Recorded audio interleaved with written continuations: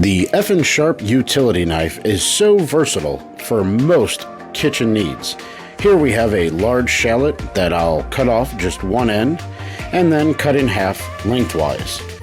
Once cut in half lengthwise, we're going to remove the skin.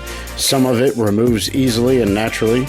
The rest you might have to peel or even take back just one layer of the onion.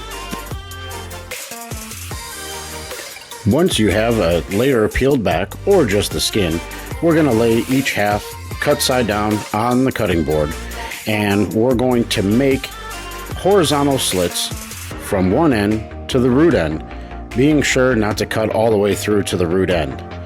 These slits will determine how large of a dice or mince that your shallot will have.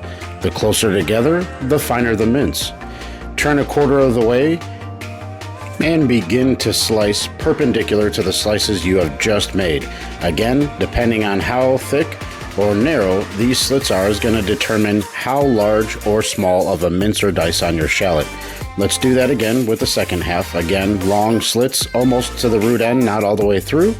Turn a quarter of the way and go ahead and slice through those slits perpendicular, creating a small mince or dice depending on your needs. The F&N Sharp utility knife.